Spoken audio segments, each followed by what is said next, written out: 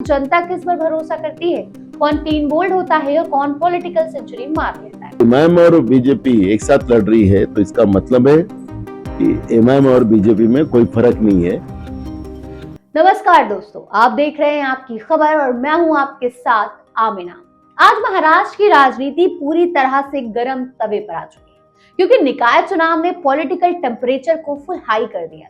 हर party एक दूसरे पर वार कर रही है और इस पॉलिटिकल दंगल में कांग्रेस के सीनियर लीडर नाना पटोले ने महायुति सरकार और बीजेपी पर जबरदस्त हमला बोल दिया है।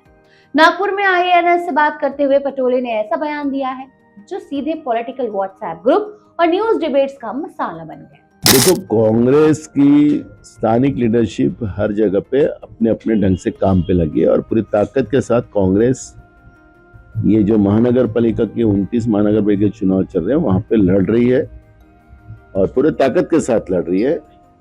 कहीं भी अवैध अलायंस हमने नहीं किया।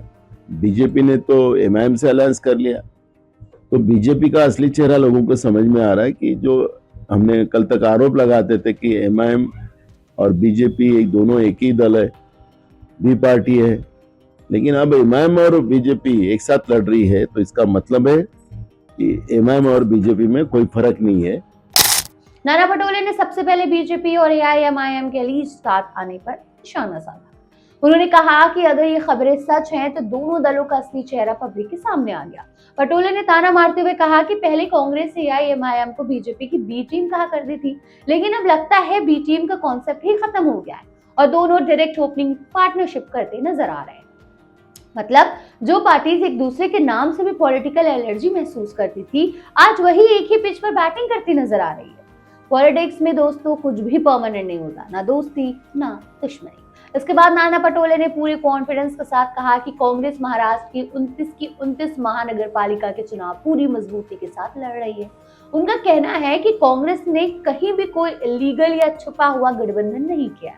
पार्टी अपनी आइडियोलॉजी के साथ सीधे ग्राउंड पर उतरकर चुनाव लड़ रही है। पटोले ने क्लियर कहा कि कांग्रेस के लिए ना कोई शॉर्टकट है ना कोई जुगाड़, सिर्फ विचारधारा और मेहनत। यानी मैसेज एकदम क्लियर है, जो है वही दिख रहे हैं, कोई मास्क या मेकअप नहीं। नीतीश राणे के पाकिस्तान और कुरान से जुड़े बयान पर रिएक्शन देते हुए नाना पटोले ने भी बिना किसी फिल्टर के बात रखी। उन्होंने कहा कि ऐसे बयान सिर्फ हिंदू मुस्लिम पॉलिटिक्स करने के लिए दिए जाते हैं। पटोले के मुताबिक अब जनता भी समझ चुकी है कि कौन देश का असली मुद्दा उठा रहा है, जैसे महंगाई, बेरोजगारी और डेवलपमेंट पर बात कर रहा है, और कौन सिर्फ धार्मिक कार्ड खेल रहा है, वोट बैंक बनाना चाहता है। उन्होंने थोड़ा तंज कसते हुए कहा कि महाराष्ट्र को डेवलपमेंट चाहिए, ना कि व्हाट्सएप यूनिवर्सिटी के लेक्चर और पोलराइजेशन वाली स्पीचेस।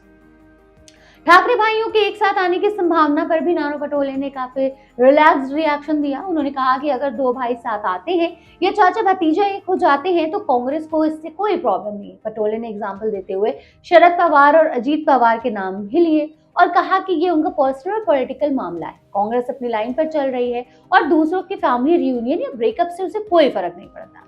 सीधी बात, तुम अपना देखो, हम अपना देखेंगे।